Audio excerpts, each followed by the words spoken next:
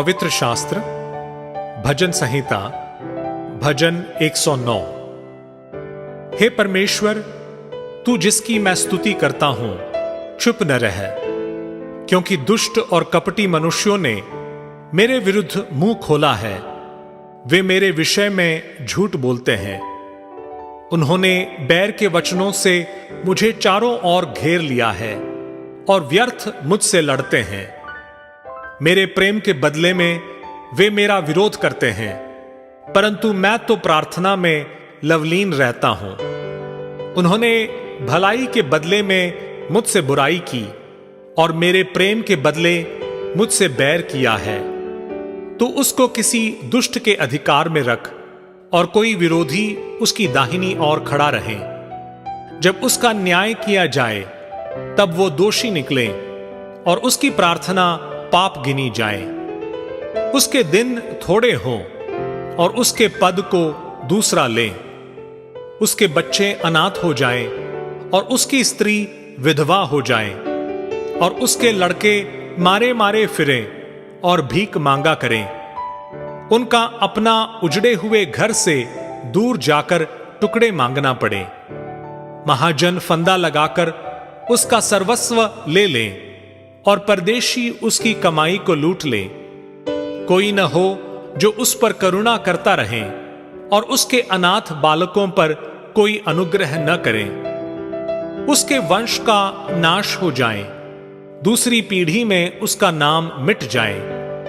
उसके पितरों का अधर्म यहोवा को स्मरण रहे और उसकी माता का पाप न मिटे।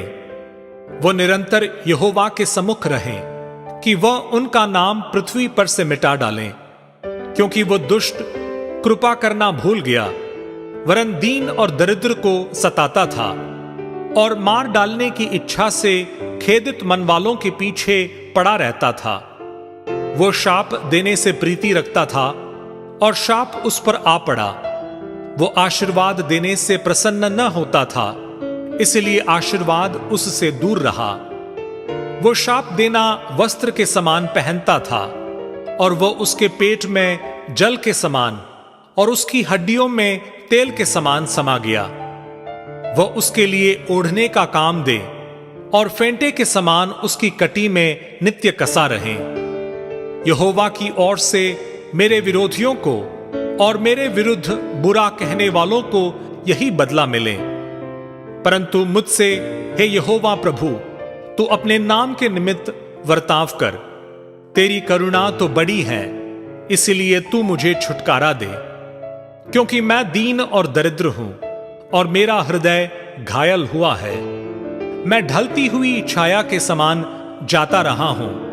मैं टिड्डी के समान उड़ा दिया गया हूं।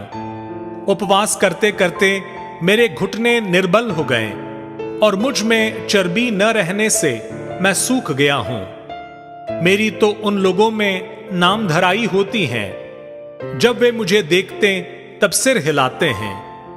हे मेरे परमेश्वर यहोवा, मेरी सहायता कर।